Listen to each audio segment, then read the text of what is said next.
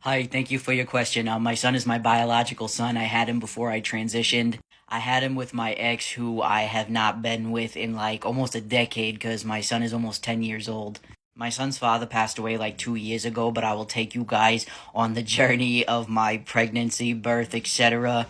And just as a forewarning, it has been a wild ass ride, so I will be discussing some pretty sensitive topics.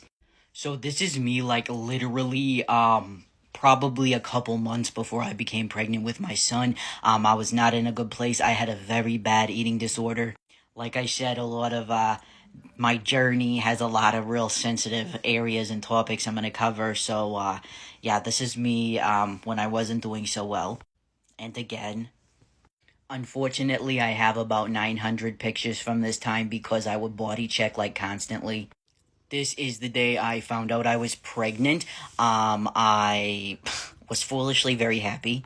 I mean, obviously, I'm very glad that I had my son. I've turned my life around, and my son lives a pretty Gucci life.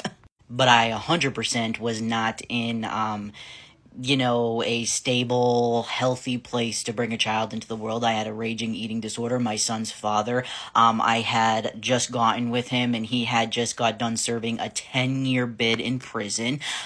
So yeah, not the best two people to welcome a kid into the world. Just to illustrate how skewed my perception of self was back then. This photo, I suspected I was pregnant, but I wasn't positive. And I remember when this photo was taken of me, I literally it just sent me spiraling because I looked at it thinking, oh my god, I'm so huge. Like this photo. Being pregnant with an eating disorder can be very dehumanizing. Not only just because it's rough to go through, but also because when you're at the doctor's office and shit, you can't look at the scale. So in front of everybody, you got to turn around and be on it backwards. You're under constant surveillance. But despite this, I'd say I did pretty well until sorry, I had to make myself huge because I'm trying to hide my baby's daddy. But until I was 7.5 months pregnant, listen, I know a lot of people like to gloss over, things like mental illness and addiction during pregnancy because people get super sensitive about, bringing a life into this world, unhealthily, and I get it. But I'm transparent, literally and figuratively, and I am not going to be quiet about this part of my journey because I think a lot of others could relate. So during this time, and I remember it was right during this time because I had that exact shirt on, and I think I only wore that once during my pregnancy. So this picture was taken at this exact time. I caught my son's father looking at other women or something, and it completely triggered my ED, and I just spiraled again, and I started restricting fasting like I did prior to my pregnancy. I actually went into labor doing a workout video. My son was he was almost premature, but he was right on that borderline. So he had a lot of preemie issues, but technically he was really close to full term. So they didn't necessarily consider him a preemie, I don't think. Sometimes people will ask me, oh, do you think because of that that's why your son's autistic? It's not that I don't think that's not true, it's that I know that's not true. Autism is likely genetic, and in my son's case, he had genetic testing. My father and him both show the same gene that causes hypotonia, which is related to autism and its low muscle tone. So I'm actually very pregnant here. You just can't tell because of the angle. But anyways, so this is actually before what I was just talking about the workout video and everything. So, I was sitting on the couch and I was watching Duck Dynasty. As you can see, I loved the show Duck Dynasty. Okay, so I'm sitting there with my father-in-law watching Duck Dynasty, and my water, I guess, broke. But honestly, I thought I pissed myself. It was still early on. I wasn't supposed to go into labor yet, so I didn't put two and two together. And I don't know, I didn't think anything of it. I continued to eat my Reese's Pieces. But then I think it might have been that night. I think I started doing a workout video, and I noticed that because I had gone to the doctor previously, and they kind of said, oh, you're having really small contractions, but they didn't think it was serious. They didn't think I was going to go into labor or anything. And I couldn't feel anything. But at this point, I felt like I kind of felt something, like it wasn't strong at all though. And I remember I called and they're like, no, if you were in labor, you'd be like in so much pain, you wouldn't be able to speak like this. Like, it's probably nothing. So I was just like, whatever, I went about my night. But then, like, it got, like, it still wasn't painful or anything, but then, like, when I would sit and really measure, how often, the feeling was happening, it was, like, every 2 minutes, and so I called again, I'm like, listen, this is happening every 2 minutes, I really think they're contractions, and they were still like, if you go to labor and delivery, they're gonna send you right home, blah, blah, blah. But once it got to like 1 minute or something, my son's father was like, fuck this, we are going. And we went and I walked right in. I'm like, I think I'm in labor. And they were kind of like, oh, they didn't believe me. You could tell they didn't believe me. I mean, I was walking, I was fine, I was talking.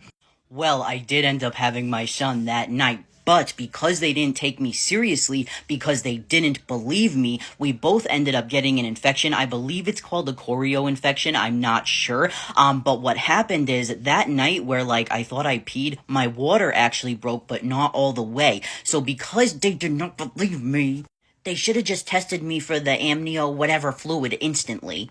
But they didn't believe me. They didn't think it was a big deal. So they didn't take it seriously. And, my water ended up breaking for like almost 24 hours, which caused an infection. They were literally right about to send me home. They're like, well, we have an amniotic fluid test or something. We're going to find out the results of that. But really, I think you'll be fine. You're going to be sent home. And then boom, right when they got the test results back, they're like, okay, you're staying. We're going to induce labor.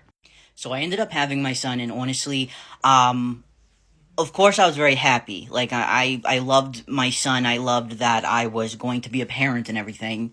But it was a very rough time of my life. My son's father and I had a very toxic relationship. He was extremely abusive. And at this particular time, he wasn't medicated, which was not good because when my son's father was not medicated, not only was like, the violent behavior worse, however, he was paranoid all the time. I remember, like, when I first got with him, he used to, like, push furniture in front of the front doors because he thought, like, somebody would, like, come in. I mean, we had locks. I remember, like, I'd sit on a couch and, like, feel something cold next to me, and I'd reach in and there would be, like, a weapon there. Not a good choice to bring a child into that situation, obviously. The night we drove home from the hospital, it was pouring rain, and of course I was terrified because my son was so tiny. I mean, he was so little, and, I was afraid of getting in an accident, and so I was like, please be careful. Like, I was so nervous the whole way home. And literally the minute I brought my son into our household, my son's father was going on about how I was threatening his manhood by commenting on his driving on the way home.